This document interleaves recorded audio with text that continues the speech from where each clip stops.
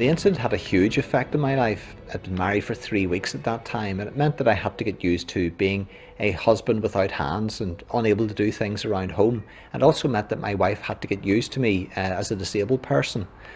It meant also that I lost my job as a police officer because I couldn't function as a police officer without hands. But whilst these were my challenges, we all face challenges, and it's how we deal with those challenges that determines how well we cope. And for me, it was a case of sink or swim, so I decided to swim.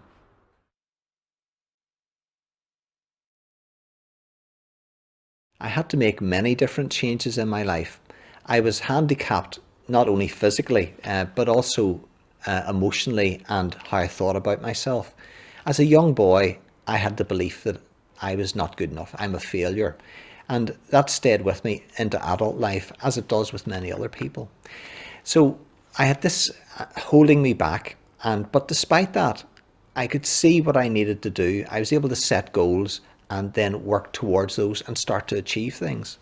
I had physical goals that I wanted to overcome. I learned how to ride a horse and also ride a bicycle. Balancing wasn't a problem, but putting the brakes on is. So I don't ride a bicycle very often.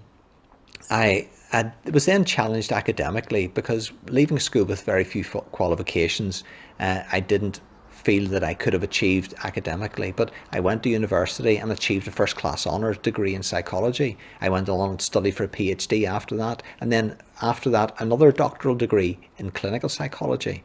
And now I work clinically with people who have these negative self-thoughts that hold them back and help them get their lives back and achieve.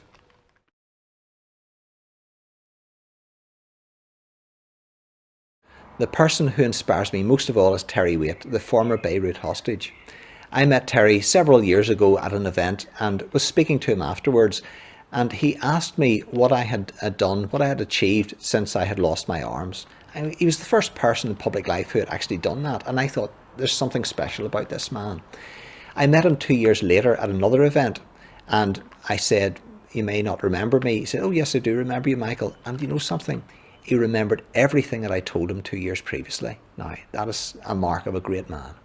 And Terry and I have stayed in contact since, and he did me the honour of coming along and opening my business along with my colleague in 2005. And it was a wonderful occasion to have him there speaking in honour of us. It isn't me who should be talking really more fully as I am.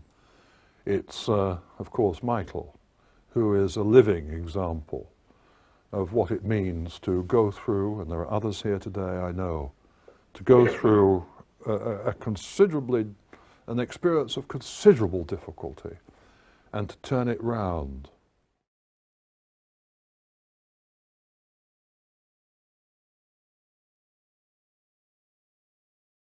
The greatest endorsement for me has been receiving the OBE, that's the Officer of the Order of the British Empire for services to healthcare in Northern Ireland.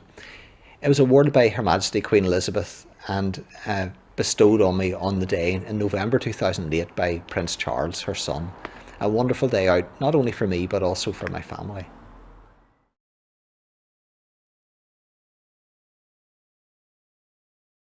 When I speak to an audience, I offer them inspiration, I offer them encouragement, and I offer them education.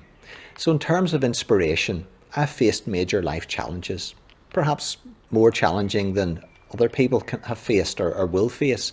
And using my example, I can inspire them to lift themselves that little bit that they need to, just to overcome the hurdles that have been placed in front of them in life.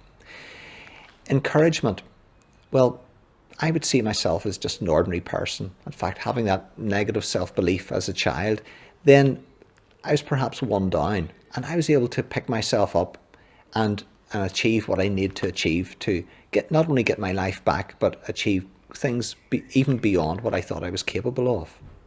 And in terms of education, I am a clinical psychologist. I've studied psychology at doctoral level, and I educate an audience as to the negative self-thoughts that hold them back and what they can do to overcome that.